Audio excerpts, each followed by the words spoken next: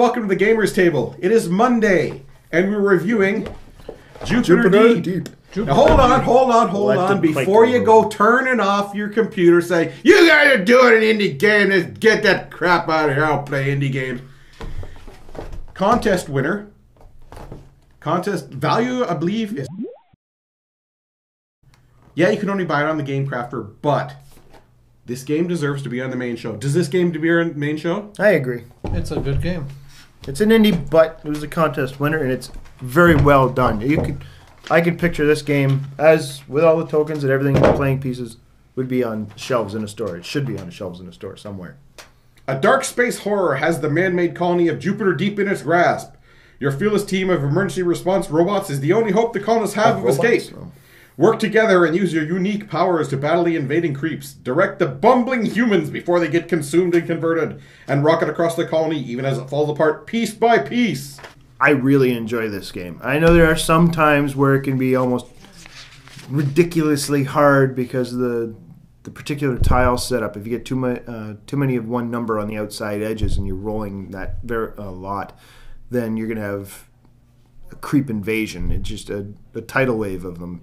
You've got to be able to move around the board or shout across the board to herd the humans closer to the pod as fast as possible. You want to get those creeps off the board to keep them from destroying tiles, because the faster the tiles go, the faster they come to the center and then just start infecting the humans and taking them over and stuff. It's kind of like a Forbidden Island in space. Similar, yeah. But it's a lot Instead of little... more frustrating trying to get the people off. Instead of... It's like you're trying to get nice and orderly, no running, no pushing. Come on, get to the exits. It's nice and orderly there. Nobody wants to get hurt. Creeps. Super creeps. Super creeps. Humans. Heroic robots. The escape pod. Yes. Summary of all the rules. And the deck of many things. There's your power cards. Yeah. Yes. And also your bad stuff. It's the rescue deck. And the bad ones are in there too. There's absolutely nothing wrong with this game. It's a lot of fun. When you lose, it's kind of like, dang, let's play it again. I think we can win. And when you win, it was like, it's a very satisfying win. The deck of cards is, I think, pretty much perfect. A good variety of powers, a good variety of bad things to happen to you. It's frustrating when you have a whole bunch of cards that you have to then throw away because all of a sudden, oh, I got no hand limit. Of course, the card with the ring on that represents your character's power, or robot's power, does not count towards your hand limit, which is good because if you lost your power, then you would lose for sure. So you start out by taking the tiles and putting one in the center and doing a spiral out. So you'll basically have 3 center and 2 rings around it. One tile won't be used. It's always random, so the map is different every time. Then all these 7 center ones will be populated with the human beings.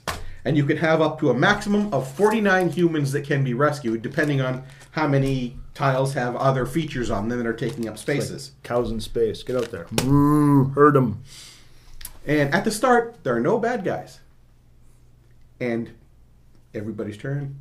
1 bad guy, maybe 2 bad guys. Come on, it seems no problem. These creeps are nothing. Then we get the red cards and put 1 on for every spot there is a creep. It's like, oh great, now they doubled. Or you roll a 6 and add more everywhere in the board. All of a sudden, 6. A couple punks of the colony are breaking off. Yeah, and we've moved 4 guys off the colony because these humans are so stupid. And you start off on one side of the colony with your transport ship, which means everything that happens on the other side of the colony, you're like, we can't do anything about it.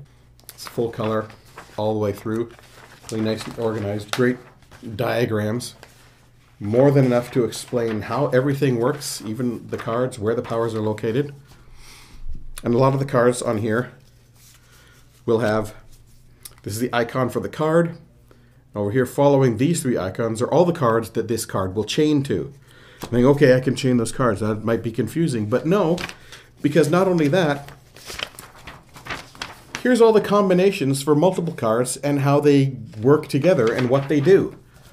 So if you're confused about that, you can just flip it open. Well, I've got 2 teleports, and so if I use 2 teleports together, it costs 1 action instead of 3 actions to do it. Hey, that's much better. So you're trying to herd the colonists onto your transport ship to rescue them off the colony. At the same time, you're trying to manage the creeps. Your colony's falling apart when you get too many creeps on each tile, which then exposes more tiles to more invading creeps. Yes. And you were talking about numbers there before. The 6 is, you've got a bunch of tiles. They got 1 to 5 on them, and 6 is not on the tiles. But if you roll the 6, you put a creep for every spot where there already is creeps on the board. The others are, what do you go? You roll the die. Say you get a 1. Any tile on the outside edge where there's a 1, a creep will go there. 2, creep will go there. Same thing. And there's different powers. We can get to that in a minute. So we got the He's deck got here that powers. Kevin was saying, the rescue deck that also has the bad stuff in it. At the start of the game, everyone will be dealt 2 cards that have different powers on them. And one of them you will select and put your little ring on as your, this is for the whole game, this is my extra power. So one like this extra power is follower. Whenever I move a colonist, I can make one that is adjacent to him follow him around, so I can move colonists quicker. They're holding hands.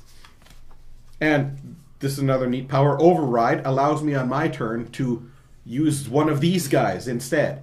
I can't use their superpowers or anything, but if Ken didn't quite get to somewhere he needs to be and I go right before him, I can say, no, move there, so on your turn, you can be more Now I effective. get all my 5 actions that Yes. are not wasted or anything like that, yeah. And the downside of it are the red cards. The red cards are things that the creeps do. Either there's more creeps coming in, or they block off our area, reducing our hand size, or they block off the radar dishes, Super creeps. reducing our counters, our actions. Yeah, it's the 3s and 4s, the tiles.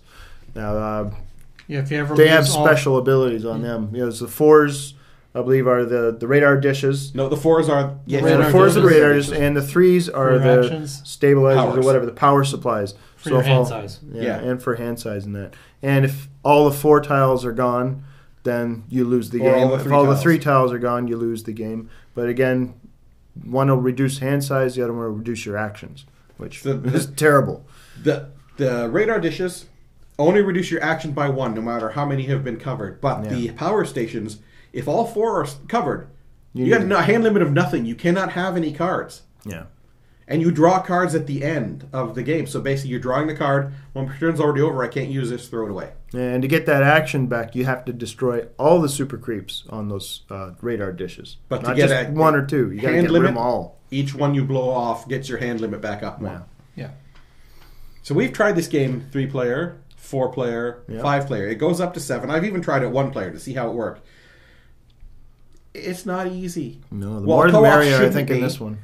But yeah, it's never an easy game. If you think, no problem, we got this, and all of a sudden your colony starts breaking into pieces and parts that are blowing away, and it's like, oh, and then the creeps start taking over, guys. It's like, okay, there's only 17 colonists left. We need 28 Excuse to me. win. We lost. Yeah. There are certain circumstances in this game, I think, where it's just unwinnable, depending on how you roll and how the cards come up. There might not be anything you can do about it but lose. Yeah, if you get too many of the same number on the outside edge, and all of a sudden you keep rolling that number, those tiles are gonna fill up very quickly. And if they're on the opposite side of the board from where everyone is, you're not going to be able to kill the creeps off fast enough. Once those fill up, they'll all disappear. So you got, say, 3 2s out there, 2 2s. Well, you've just exposed at least 2 tiles on the inside where all the humans are. Now those creeps are going to advance even quicker into the station. So wrapping up for Jupiter Deep. So the theme is a space station out in the deeps being invaded by aliens, and you come in and try and get the colonists off. There's nothing about what you're doing that doesn't say that that's what you're doing. All the cards follow with the theme. All the guys follow. Even the people, how they move, and they're pushing and shoving, and so they're not getting through the corridors, and the corridors are narrow and it's hard to get them out. The theme is there. And everything about every one of these cards clearly, easily read, even the thing. He doesn't hold the theme in his explanation, so he explains in regular English, not a theme, so you can understand everything he's talking about. Yes. He's not telling you all themey stuff, and you what? Nope, It's nice and clear. simple. Yeah. So simple to play. Yeah, you do what I say many times. You do what your card says. You take your turn. That's written out right here on the thing. It's not hard to find, and you won't have any. It's usually really obvious what you need to do. Fun to play. Yeah, because there's that. Haha, this is easy, and then the tension starts ratcheting. Oh, maybe it's not going to be easy. There's creeps everywhere. There's creeps everywhere. What are we going to do? Get them all. Run! Quick, herd them out. Herd them out. So, Where's the sheepdogs? yeah. There's nothing wrong with any portion of this game, so you know what that means. It has to be a 10. 10. Wow. Jupiter Deep! There's one point Chris made. Yeah, there's the one thing missing in the rule book that's not explained that we couldn't find. But other than that, I didn't have a problem with the rules. I didn't have a problem understanding the game. And really, the only downside to it is, like Chris said again, the randomness of it, the tile placement, the rolls of the dice, and that's pretty much it. There's a great variety of powers in here. Being able to keep a particular power for the whole game until maybe you get the one card that changes it for you. I remember it's Data Core or something like that. Yep. Yeah, but there are some particular powers in here that are more helpful than others, like Follower or Bullhorn or Sniper and things like that. They're very handy. The artwork on it is terrific. Everything about this, the great rule book, great artwork on the covers and that, on the cards. Nice variety to it, and the setup's going to be different every time. So some games are going to be more challenging than others. So this one's getting a 9 from me. Definitely a very fun game. I really felt the game played itself in a sense. Like, as long as you weren't obviously dumb, everyone was making the good moves. You either won or lost depending on just the rolls of the dice and how the cards came up, in my opinion. But it is a lot of fun. It's really frustrating trying to get those colonists that are literally jammed like sardines in there to get them out. Yeah, it's a very long process trying to get them out. I give Jupiter Deep a 7.5. Not hard enough? Make it harder. Too hard? Make it easier. Optional rules on the back, just in case. Yep. So that's it for this episode of the Gamers Table. Tune in next week where we review another game. Because that's what we do. See ya. Bye.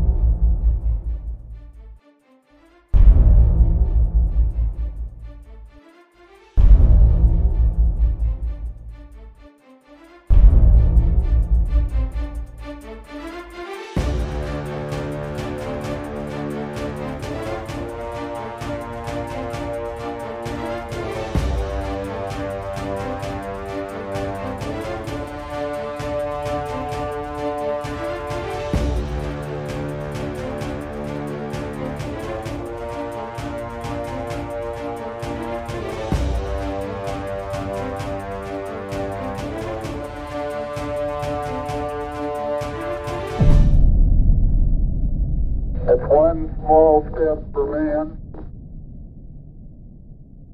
one giant leap